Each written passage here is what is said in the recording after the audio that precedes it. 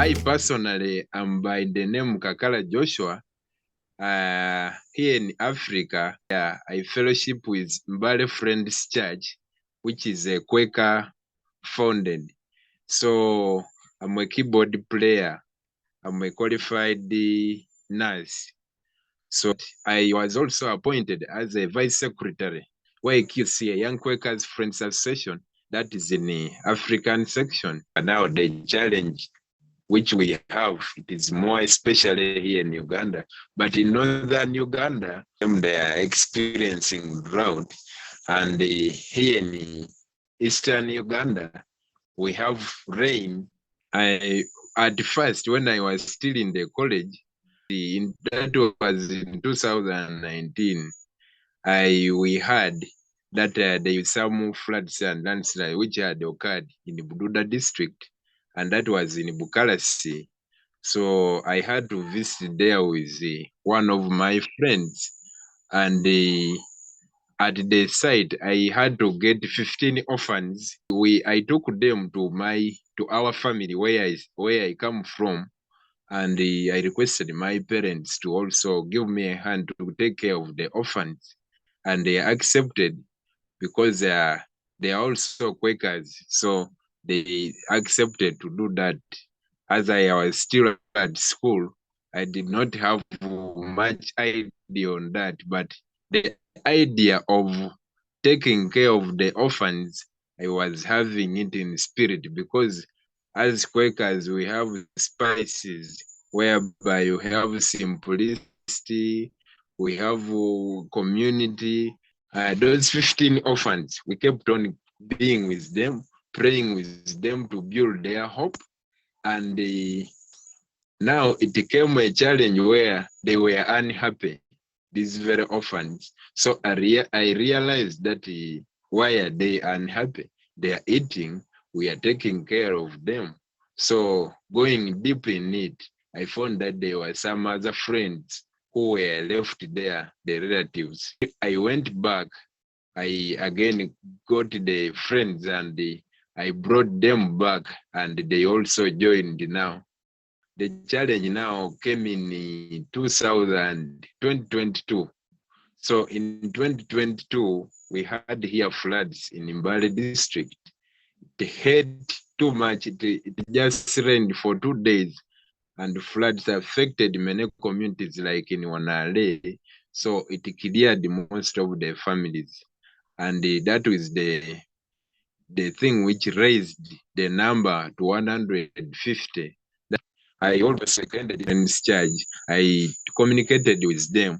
So I told them we are taking care of the orphans, but now I think it needs more support to do this. So they gave me an idea of forming a charity, that is community-based organization, of which we went ahead and registered it. And they are also keeping on supporting us with things like food funds. They are also supported by the Muslim communities and also the communities at large in Uganda. And the work which we are doing of taking care of the orphans, actually those are the needy. And the word Kahoda means helping those who are needy. Kahoda explains charity. Yeah. So it is generated towards the needy, more especially those who are lacking. Like, for example, those orphans were left just without any support, and others now were losing their hope.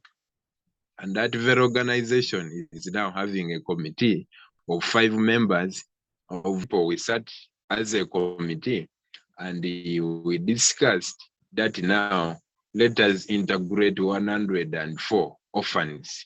So there are some communities which are well off.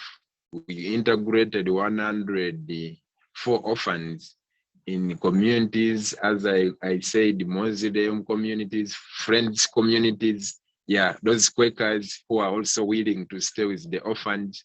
So at the residential, I have 46 orphans. They are the ones we are taking care of.